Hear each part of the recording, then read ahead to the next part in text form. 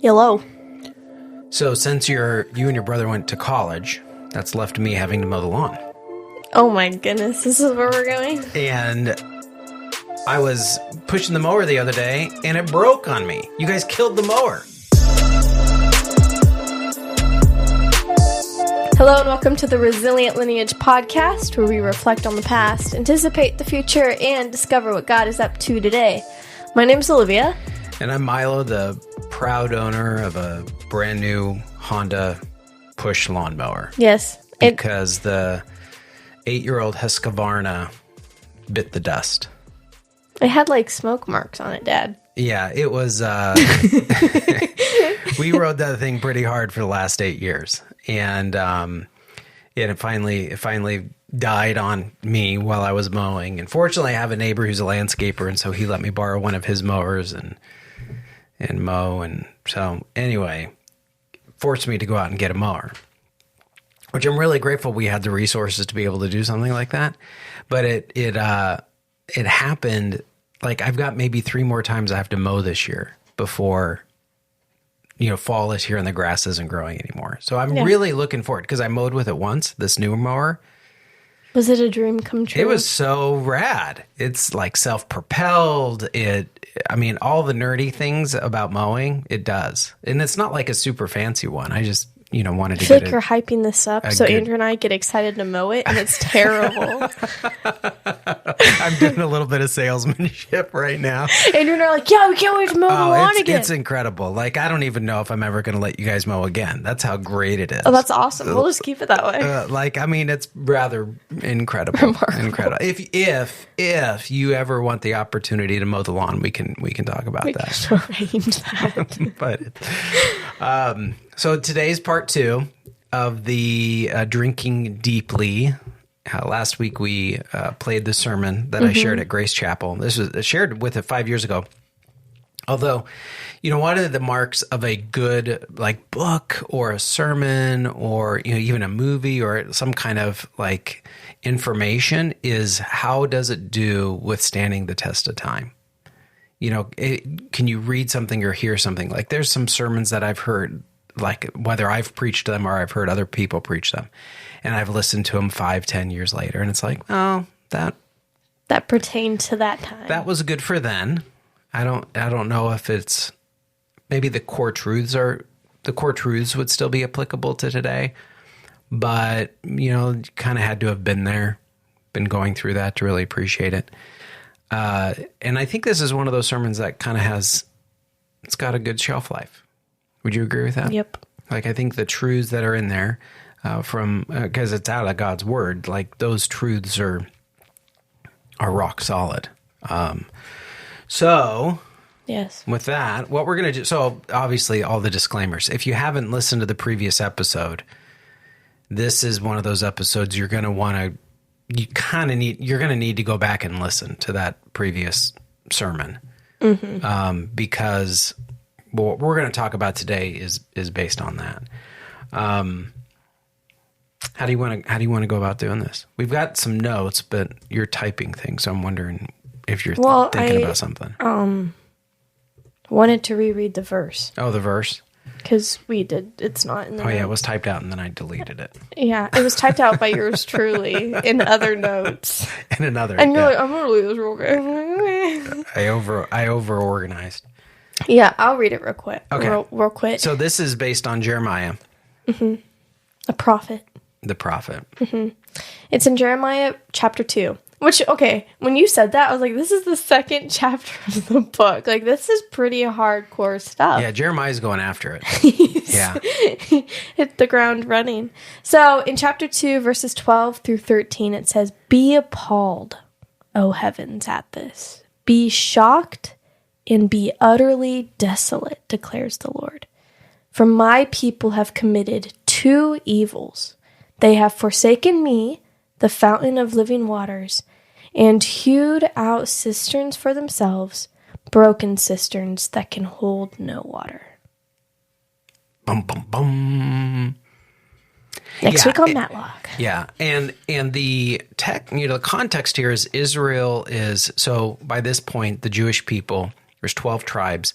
There was 10 northern tribes and 2 southern tribes. And the 2 southern tribes had a king, and the 10 northern tribes had a king. And the 10 northern tribes were kind of ahead of the curve on being disobedient to God, like having idols and not honoring the commandments and things like that. And so God he drives them into captivity. So he uses the Babylonian Empire and the Assyrian Empire and other empires in that era to take Israel into captivity. And this is kind of that's all happened. And now the 2 southern tribes, they're not too far behind, right? They're being disobedient. They're worshiping other gods. They're doing things they ought not be doing. And so now all the people of Israel are going to be going into captivity. And so because of that, Jeremiah and Isaiah are addressing, the 2 major prophets are addressing during that period of time what to anticipate, because it looks like Israel is going to be ruined. And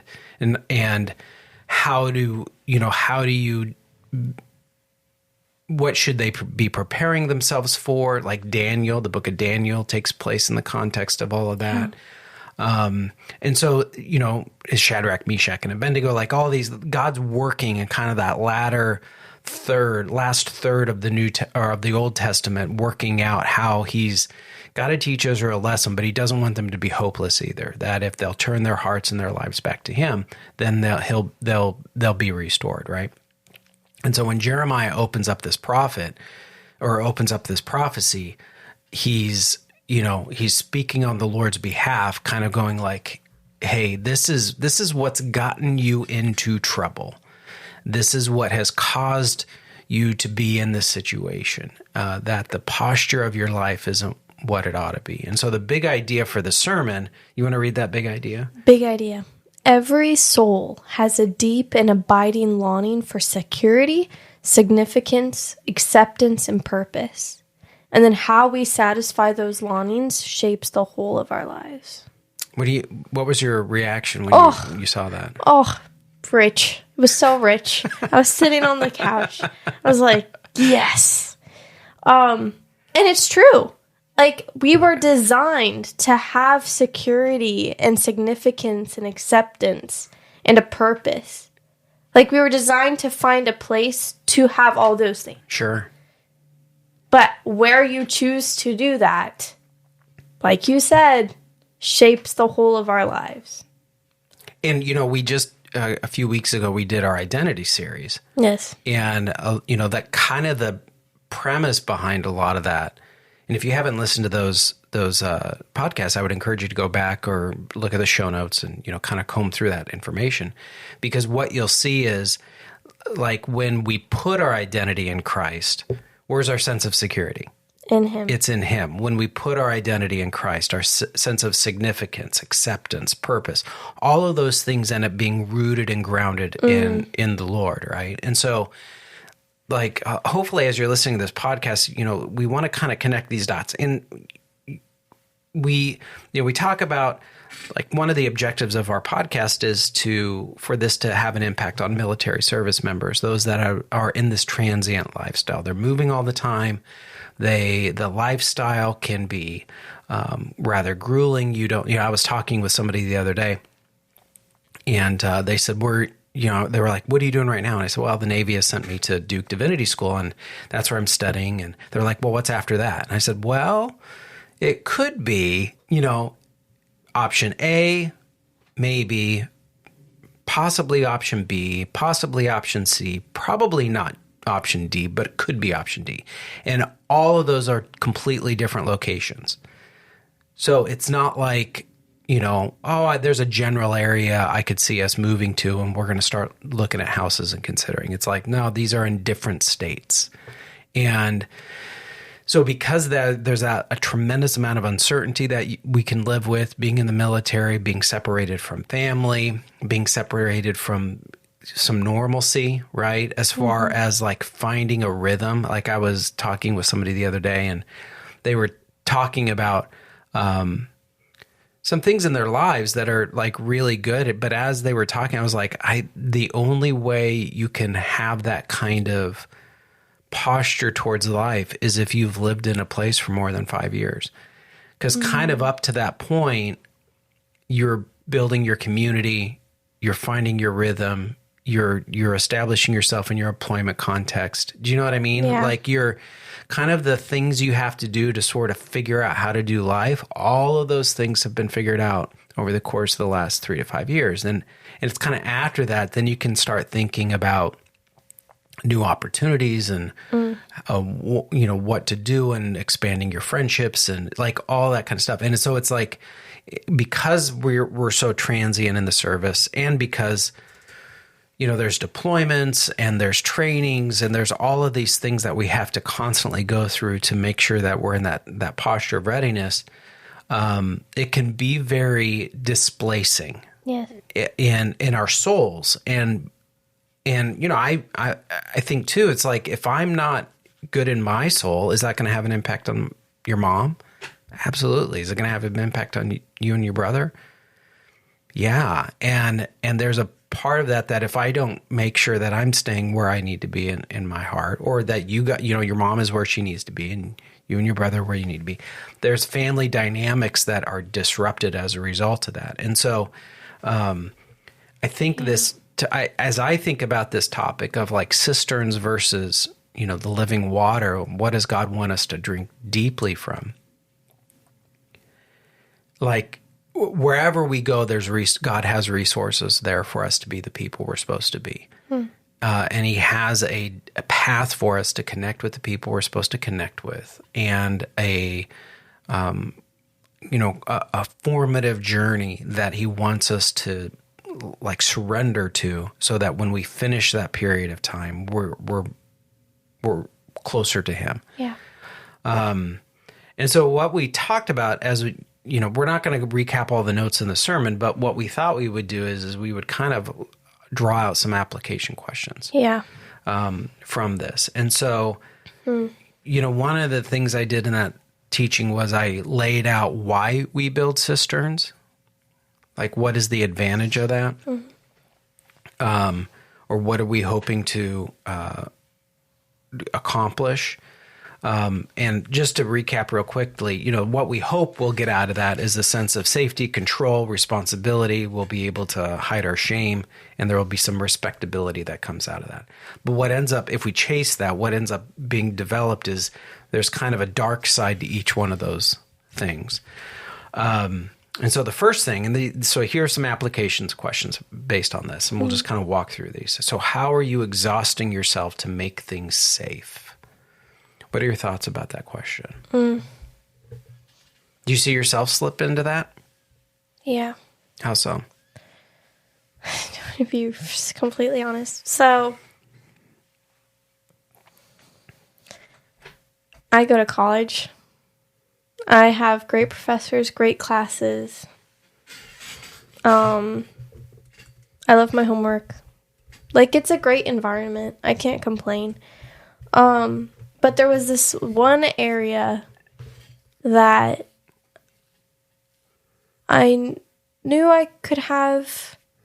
I was exhausting myself trying to make it safe by, let me just say this. I have 2 roommates, and I kept exhausting myself with trying to just not say anything about whatever the situation's going on. So let's say like someone left a dish out. I would be like, do I go clean it? Do I not go clean it? Because if I clean it, then maybe next time they'll leave it out. Or if I clean it now, will they just keep leaving it out for me to clean? And so it's just like, I did not give that area of my life to God. So then it just left me coming home and complaining or over-exaggerating the situation and making myself more of the victim. Rather than, okay, what am I right now, am I like growing the kingdom of God? Is me complaining or exaggerating or whining about this whole situation gonna fix anything? And this whole of like, I want to feel safe and I want to feel like I'm respected and I'm like in this bubble of protection. But I was exhausting myself by complaining and not addressing the situation with these two ladies. Yeah, and I think, with that case in point, usually these things become exposed, like I talked about in the sermon. These things will become exposed when the cistern is cracked, right? It no longer holds water. And so what I thought would be there isn't there anymore. Yeah. And so, and often what I find is you usually will discover if you're drawing from the wellspring of life, that is God, or you've developed your own cisterns in times of conflict, in times of trauma, in times of disappointment. Do you know what I mean? There will be some kind of catalyst in the negative that will expose what you've been drawing from. And so like your situation that you found yourself in, and obviously we want to be sensitive, like, because this is other people's story too. It's not just your story, right?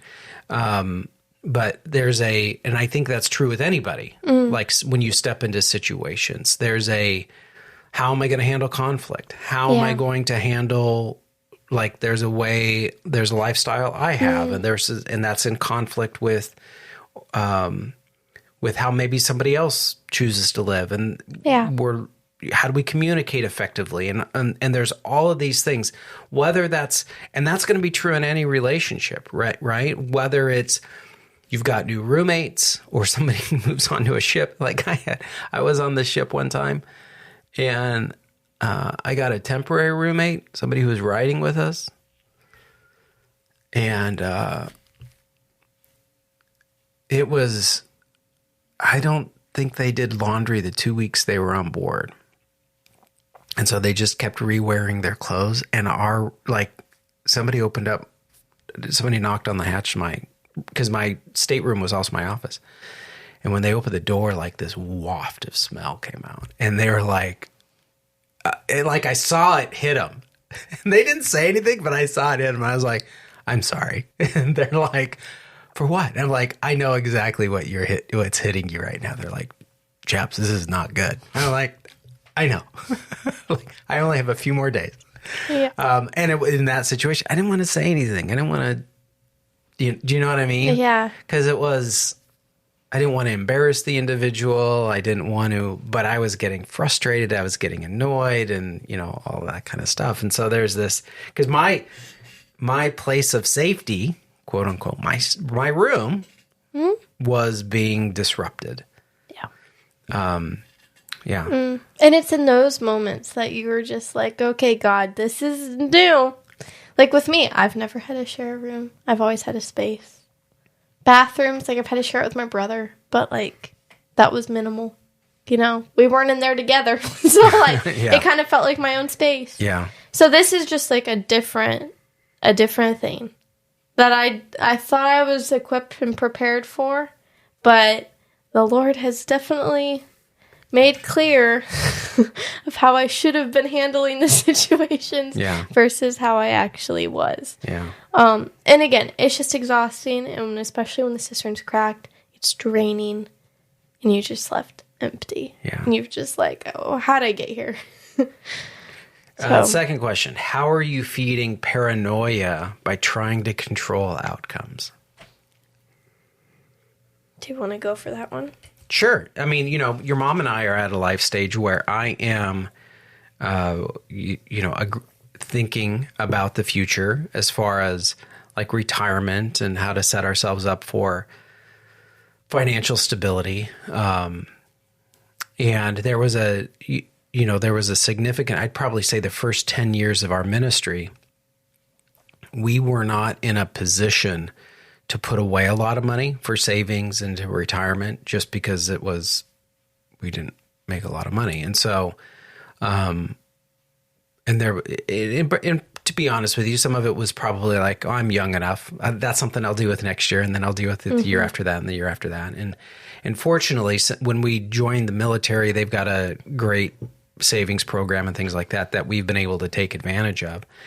And we're financially in a place now that we're able to take significant advantage of that. But it also means that there's some things we choose not to do. There's some lifestyle choices we have to make so that we can, save as much as we possibly can in those areas in anticipation of the future. Well, part of that is like this house. We got a great house. Do we rent it or do we sell it when we leave? And your mom and I were talking about this the other day. And I said, the more I pray about this, the more the Lord's kind of going like, I'm not asking you to worry about this. When that time comes, I'll show you what you're supposed to do. But it's very easy for me to sit down with my spreadsheets because, I like my spreadsheets. There's a spreadsheet for everything. And every genre of life has a spreadsheet. Not every genre, but a lot of them. I'll sit down and I'll kind of like forecast. Well, if I get this amount of return on this investment, then that means I'll have this after 5 years, this after 10 years, this when I go to retire. I can kind of forecast. Gauge. Yeah, I can sort of forecast a lot of that out, which is this. In a lot of ways, it's this control piece, right? It's me going, I believe in the wellspring of life. I believe the Lord's going to care for us. The Lord's going to provide for us. He's always provided. Hasn't been a day go by that we haven't had a roof over our head or food that we couldn't put on the table, right? Mm. And so, like, the Lord has always met our needs. So I have zero reason personally, through personal experience, to think that the Lord will not be faithful. At the same time, it's easy to slip into this. How do I control this? How do I avoid this? What is the wise decision? Do I get this done to the house? And if I do, what's going to be my return on investment if I get that done to the house? Like I start playing out all of these things, and it's like in a lot of ways, it's me kind of going, hey, I know there's this wellspring of life, but I'm going to start digging my hole over here. And I'm going to start kind of carving. It's not a big cistern. It's a little cistern. It's right next to the well. It's just its own little. Yeah. And it's like totally like fine. And you start creating justifications to lay things out. And it's to kind of have some semblance of control. And I just like the Lord has been checking me on that and kind of going like, really, is this what we're doing? Like, I'm not in this. And it's not like I feel guilty about it, but it's sort of this, it feels fruitless. Do you know what I mean? So I think that's a good thing to quit. How are you feeding paranoia? Like, I wouldn't say I'm paranoid about the future, but you're at an age. But she said, looking at the old man across the table. Well, these are critical conversations. Because I don't want you living in my basement. Please and thank you. But I think I don't want to slip into that. And I don't think anybody, goes down a path to become paranoid. I think they go down a path to have control, and then that slips into paranoia. Yeah. Okay, third question. How are you giving into an anxious mind by guarding the image of being responsible? What are your thoughts about that? As a elite freshman at Regent University, like 3,000 kids or adults, mind you. Yeah, you're all adults. We're all adults. We're all adults here. There's, when I come home on the weekends, mom and dad are gracious. They're kind of like, you're 18. You have your own living space now. We respect you. And, we've always treated you a year older than you actually are. So you're good. You don't really need to come to us with like every need if you can go and figure it out. That like adult stuff. So with that, there's a lot of like anxiousness, right? Because one, it's like I don't have to come to mom and dad for everything. So that's different. So there's like this new level of freedom that I'm just, I'm like, I don't have mom and dad like on either of my shoulders right now, hunkered down on like whatever every decision I'm making. But then sometimes you find yourself in this spot where you're just like, I have all this time and I don't know what to do with it. Or what's the wise thing I need to be doing right now? Which I really don't ask myself that every day. I'm just like, you know what? I don't have class till 3:55. I could like just sleep until 11. And is that good? Like, probably spiritually, no. Is that building good life skills? No. Got ramen in the microwave. Like, we're chilling. But it's like you want to maintain this, especially like at my house, like, you know, to be a Curtis. Like, you know, my family has been, as I was raised in a family that was hardworking. We pursue excellence. We don't pursue to have a great reputation, but the reputation's the fruit of us being hardworking and pursuing excellence. So I've never really like heard crap about my family. So you kind of like walk around with like, okay, what would like a Curtis do? Because God has just tremendously blessed my entire family. Through his like redemption work and grace. So, you know, coming home, I'm like, you know what? Mom and dad see me as responsible.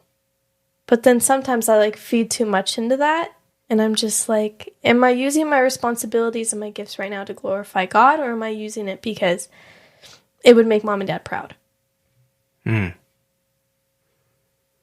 So I like wrestle with this. And at the end of the day, it's like, okay, God, what did you say? I wrote down a few things. It says, God has strategically placed you in relationships or in places to have an impact, and your approach to the truth is critical. And if my truth is, like, what would mom and dad think all the time, then it would just feel like I'm walking around with this huge burden. Yeah. And every decision is like, okay, what would mom do? What would dad do? First is like, okay, what does God want me to discover right now? Right. Like today, in this hour, yeah, in this minute. Well, and two, it's like hopefully with us, you know, hopefully that would, like, one, you and your brother should never have that thought of like, what would mom and dad think? Because what would mom and dad think is like, what does the Lord want of us?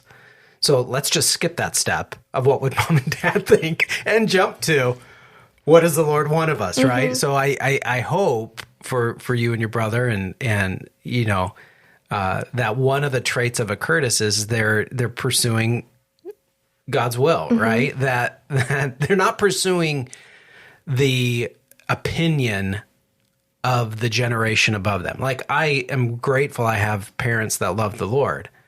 And I've sought them out for wisdom and guidance and counsel and things like that. But it's always cross-checked against what's the Lord asking of us.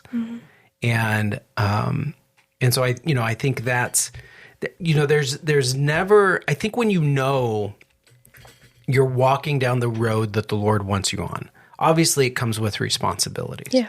But you don't need to prove yourself responsible when you're walking down that road with the Lord. Does that make sense? Yeah. Like, the disciples didn't need to prove anything when they were walking with Jesus. As they walked with Jesus, there was just these opportunities would come up that they would step into. And so I think when they got out of that, it's like you think of them, you know, they get on the boat to go across the Sea of Galilee and they're caught in the storm. When they get anxious, when they get worried, when they get fearful, is when they think they have to take control of the situation. And when that fails, they turn to the Savior and say, Lord, why are you sleeping? You know, we're about to die. And he's like, what are you talking about? I'm with you. Oh, that's right. You are with us, right? And I think we all need that reminder from time to time that, oh, wait a minute, I'm on this road because this is the road the Lord put me on. Now, that's assuming you're on the road the Lord put you on, right? If you're not on the road the Lord put you on, the best time to get off that road is right now. The best time to change direction is right now, today. Like, not next week, not when it's convenient, not when this deployment's over, not when you move to that new duty station, not when you get that boyfriend or girlfriend, not when you get that job, not when the kids are out of school, not when the holiday break shows up. You know what I mean? Yeah. All these things that we do, well, I'll take care of that then. No, like, the best thing to do right now is kind of go like, okay, I'm going to stop this. I'm going to get off this road. And I'm going to, and the beauty of it is when you choose to get off that road of like, I've got something to prove. I've got something that I need everybody to know. When I choose to get off that road, there's a peace that comes. It's like, I remember, this is not a good example, but of me, it's like, it's not flattering, but I was deployed, and in the military, for certain ranks of officers, there's a board that meets. And when that board meets, is they will select, let's say out of 150 names, they'll select 45 people to take on the next rank, right? So I was a lieutenant in 03, and I was up for my board.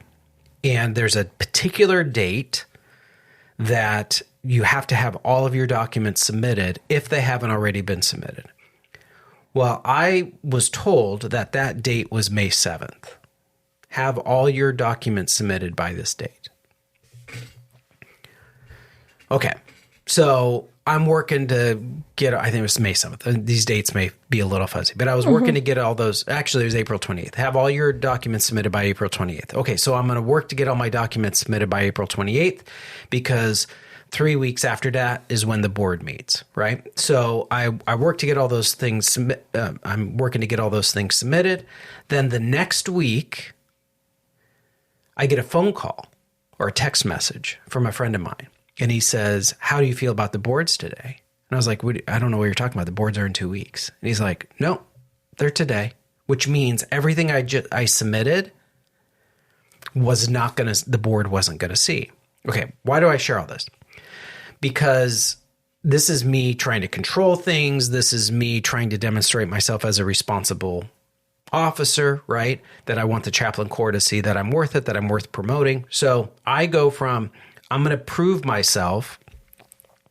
So I've got to submit all these documents because they hadn't been submitted prior to that, which was because some other people dropped the ball, which I'm super frustrated about, right? So now your lack of responsibility is a reflection of me, and that's not fair. And you know what I mean? I'm going down that rabbit hole. So what ends up happening is I find out that everything that I had submitted doesn't count, which now I think basically means I'm not going to be able to promote.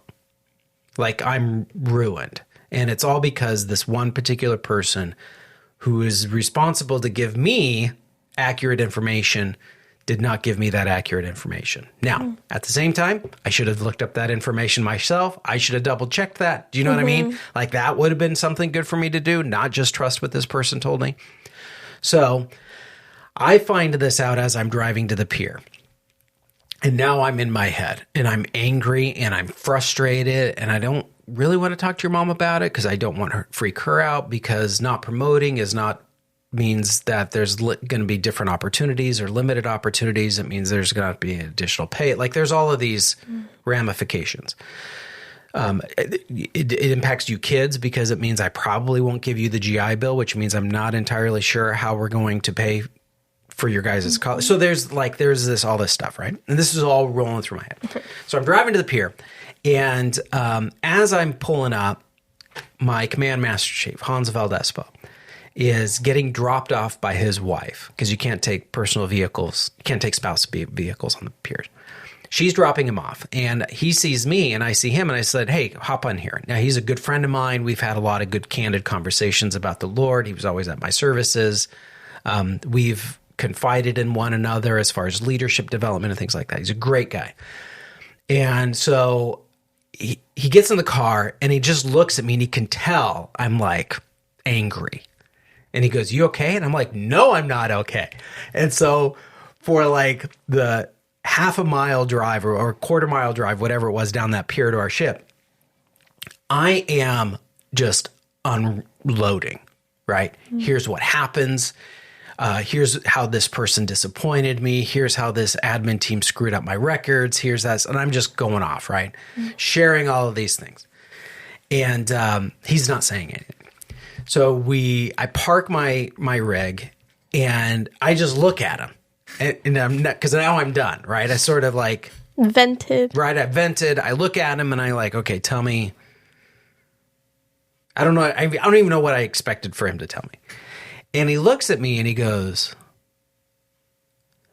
so do you believe God is in control or not? Oh, gosh. Which I was like, dang it. Yes, I believe that. But my mind and heart do not reflect that right now. Yeah.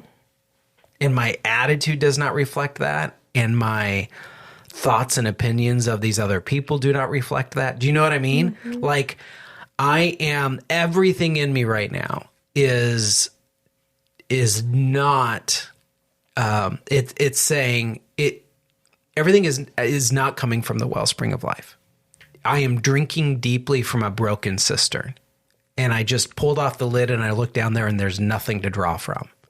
Do you know what I mean? And I am like angry.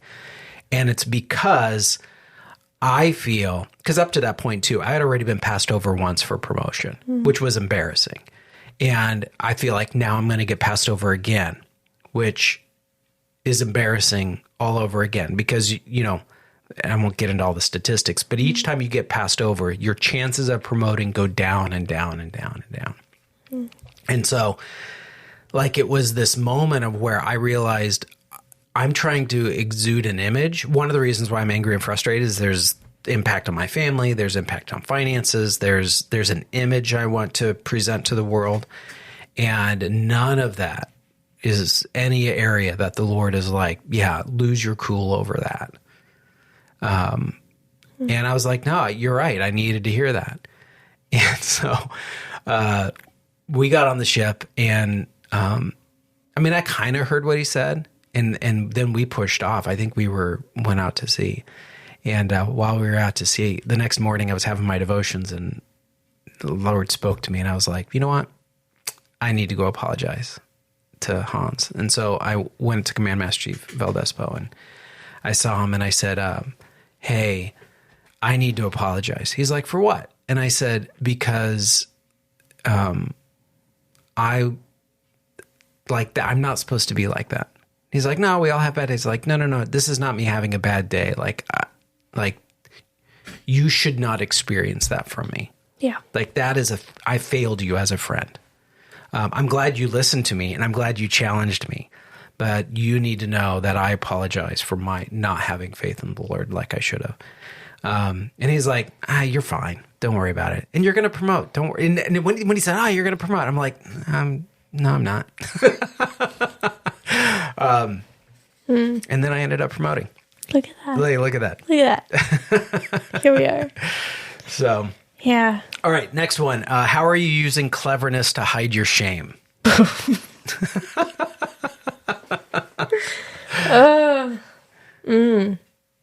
I feel like that's a really easy one to slip into, especially if you're in ministry in any capacity. Sure.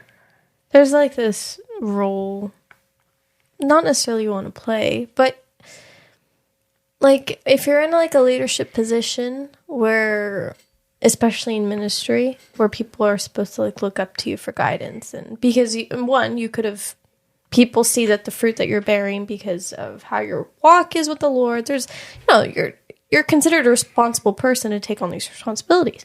But sometimes it can kind of get in your head that like I have to keep acting that way, so I need to maintain this as to not disappoint anyone. Yeah. So I can still maintain my good leader credentials. Yes. My resume. Which I think like the best leaders don't exploit their shame, but are open to talk about it. They don't come into a room like, here's everything that's wrong with me. That's unencouraging. Yeah. But the ones that are like honest, like here's my life. This is my testimony. That like and are just real. You know, we were talking about that. One of the classes I'm taking is a theology of leadership, and we were looking at a book by a lady who's written quite a bit on the topic of shame and authenticity, Brené Brown. And one of the topics that came up was like, hey, we need authentic leaders, and we need to be a people of authenticity. And I brought up the question in that context for discussion, which was every leader needs to be authentic, but to be fully authentic with not every leader can be fully authentic with everyone. Because, you put it in my context, if the CEO thinks, if I'm on a ship and the CEO of the ship thinks that the mission that we've been given is a bad idea and it could lead to people dying, and he's scared, I don't want the CEO telling anybody that. I want the CEO maybe confiding in his chaplain, right? Or confiding in those that are closest to him. Hey, how do we mitigate against these risks and still accomplish the mission? But I don't want the CEO getting on the 1MC and going, hey, if you're scared, so am I. I don't want that from him. Yeah. Right. I don't, it's not like, well, that he's hiding something. It's like, no, I think there's appropriate channels for authenticity. That's good. For transparency. And it's like the parents that come home, and you've seen this, maybe I've seen this with some families where they share too much with their kids. And then it's under the like, well, we're just an open family. It's like, yeah, but you're also burdening those kids. They don't have the mental and emotional maturity yet. Social awareness. Yeah, to take on that kind of baggage. And that's not fair. And so, that's not appropriate either, right? Yeah. So I think those are always the extremes. Hiding things, or then divulging way too much, moving way too far the other direction. It's like, no, there is this middle road. Like who can you be authentic with? Who can truly know who you are? And you can share those things in a transparent and authentic way. Yeah. And they can challenge you. Like what that story I just shared about CMC Valdespo, like, I kind of I wasn't going to cut loose like that with everybody. No. In fact, I wouldn't do that. But he was somebody I could trust that with. I could trust to have a bad moment with, right? And I knew I could trust him, and he would also like push against me as well, because we have that kind of friendship. Yeah, I think too with the cleverness piece, I think I think people want to be seen as smart. They want to be the brilliant one in the room. I think that can be a temptation some folks slip into, that they know something that others don't know. Okay, last question. How are you presenting an image of respectability as a way to distract from your inadequacies? Just home run with that one. Ugh. There's like, you can find yourself in so many ways to do that. But there's a great article. I want to say it came out in like 1998 or something like that. There's a great article I read, so like a long time ago. Yeah, back in the day. Back in the 1900s. By Keith Drury, I believe was the author. And in it, he talked about how holiness churches. So your holiness churches are those churches that like Wesleyan and Methodist and Nazarene, and like we've been part of the evangelical church, and like there's kind of these, I go on and on and on, but there's like churches that prioritized and called people to live holy lives, lives that were not in a perfectionist engineering sort of way. We talked about that a couple episodes ago. Yeah. But from that like love out of a pure heart sort of way. Like how do we order our lives in a manner according to the grace of God in faith in Christ, but empowered by the Spirit's wisdom and strength to live a life in full pursuit of Christ, full surrender to Christ? How do we live that? How do we go about that? And in the article, he talks about how, when you look at the history of denominations, they usually have a small group of people that have a strong fire and passion to live that way.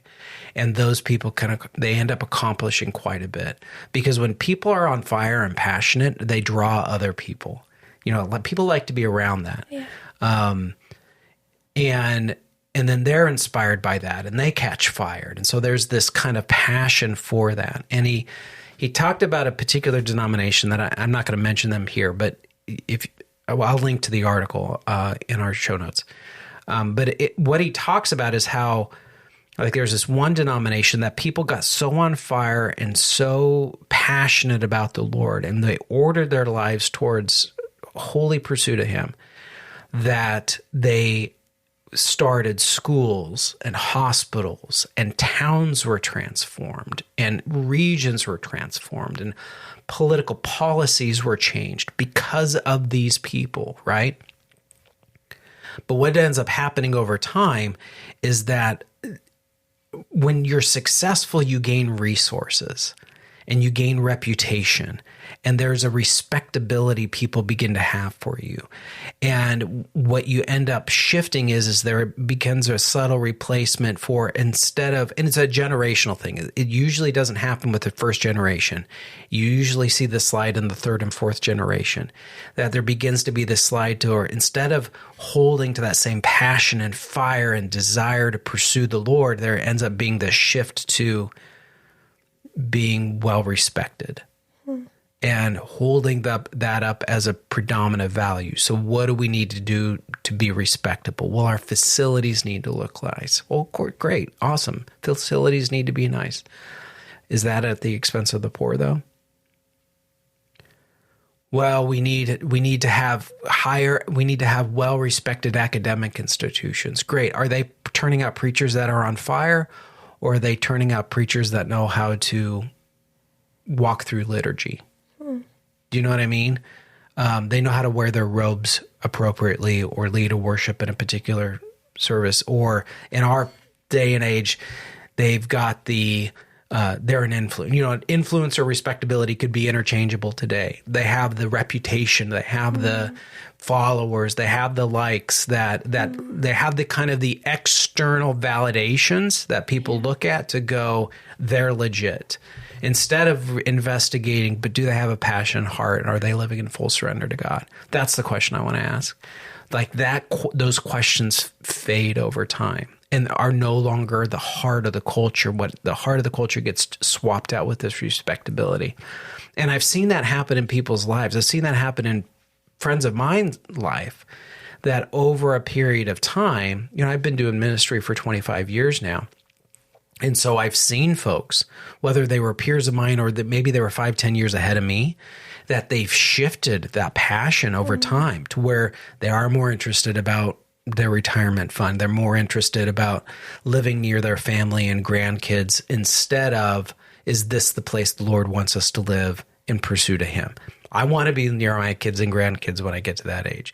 But if it's not, if doing that is to compromise my pursuit of God, guess what's going to go? Do you know what I mean? Like those kind of things can get in the way of a lot of this stuff. And so I think one of the reasons why we kind of throw out this respectability and we try to shape that is because we want to hide our inadequacies. We know our walk with the Lord isn't where it ought to be. It's not as passionate as it ought to be. We know we haven't ordered our finances as diligently as we should, or our time, or we give preferential treatment to some people because we think they'll bring us resources. You know, they're wealthy, they're influential, whatever it's, and we'll neglect those that don't have those kind of resources. You know, what Jesus clearly says not to do. Yeah. Do not give preferential treatment to rich and poor. The table, the banquet table for the Lord's Supper is to be flat, right? So anyway, I could go off on all these things because like there's specifics. I have stories for all this stuff, but I won't take the time to do that. Okay, so how do we forsake the cisterns? 1, renounce the lies and replace it with the truth. We talked about this last week in the sermon, yeah. And so just to recap, renounce the lies, replace it with the truth. 2, resolve to stay and repair the path. And then 3, rest and be restored. Yeah. Which, it's like, oh, yeah, okay, I'll do those things. But there's a lot of... That's a process. Yeah, those are all things, those are all like heavy topics within themselves. How do you replace the lies? How do you renounce the lies and replace it with the truth? How do you stay? How do you stay on the path that the Lord has for you? How do you repair that path? How do you rest? If you don't typically rest. How do you rest? Learning that and then being restored. Restoration is like really light and airy to say, That, like, it can be brutal. Yeah. Like, if you know, like those like restoration shows. Yeah. It's like, here's this really rusty thing, and you can't tell what the object is. Yeah. And then, like, they restore it, and it's this whole process of grinding and liquidating and polishing and scraping and scratching and tearing through stuff. It's usually a removal. There's a removal before there's a restoration. And then you see it, and you're like, whoa. Yeah. That's not the same. Who went to Lowe's but the heart and of picked it it is up? the same, yeah. No, yeah. Yeah, sometimes it looks like they just swapped it out. They threw the old one away, and yeah. That's a DeWalt. Yeah. All right, good. So, I just want to quote something that you said. Oh, it was sure. really Yeah, good. quote away. Quote away. Oh my gosh. So make me sound clever. I know your shame. Because when you walk the wellspring of life, God will astonish you to where he will let you discover that wellspring and share the wellspring with others. Why'd that speak to you? Just, he'll astonish us. So be astonished this week. That's my mission. That's a good thought, isn't it? Yeah. That the Lord wants to astonish us. Yeah, what's your shame behind that? Cleverness. Oh. No, I mean, not like that, but it's a good posture to have walking into the week. Yeah. Like, in what way does the Lord want to astonish me? Which I think, the relationships you look at, the tasks you may have, like it's usually in the unexpected places. Yes. Speaking of unexpected, man, you want to shock us? You want to astonish us? You want to share this podcast? Share this podcast. Finally. Okay, there's that one person. We say every week, and you're going to be like, yeah. And then you get a notification, and you just leave the show. And you look at it, and they're like, oh, look, they posted another one. Share it.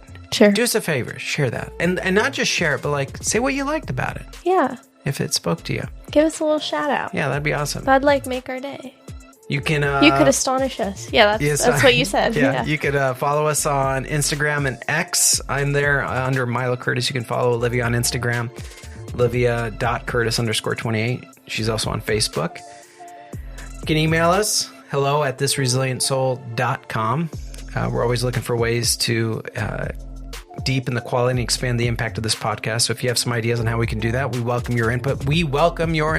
Please share what you want us to talk about. Yeah, if you have topics that you'd like us to press into, or a passage of scripture, hey, I'd love it if you guys talked about this. We would welcome that opportunity. So we hope you have a good week, and we hope that the Lord astonishes you. Thanks for listening.